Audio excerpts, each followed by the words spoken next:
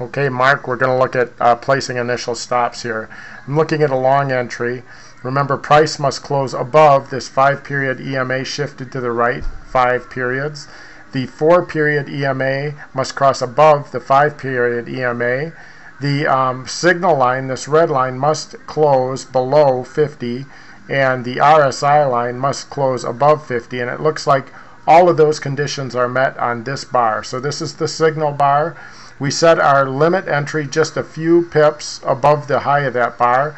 Looks like we get filled right here.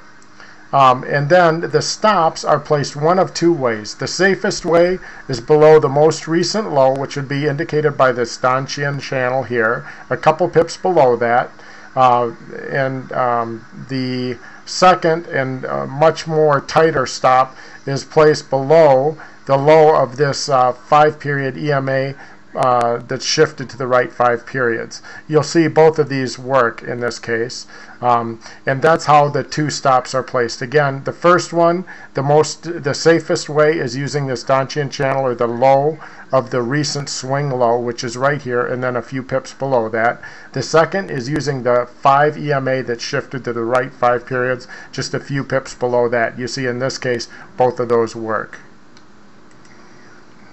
Okay, now moving the stops, Mark. This is done by taking your initial stop, whether it's here or here, and setting the distance from your entry, which is up here, and setting this distance from here to here, or from here to here, and setting that same distance, a 1-to-1 relationship, up here as your profit target.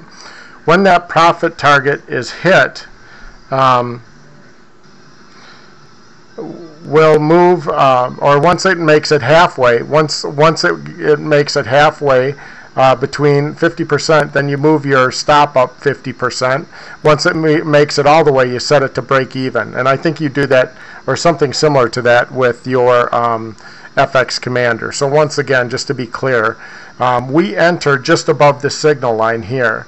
You take the distance from here to all the way down here, which is your maximum stop loss, or from here to here, whichever one we decide to use, and use that same distance for our initial price target.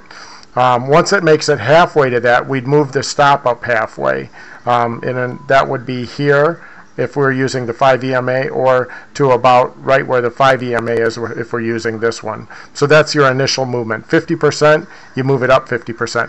When the price hits the 1-to-1 ratio, then you set it to break even. Hopefully that makes sense. If you have any questions, let me know.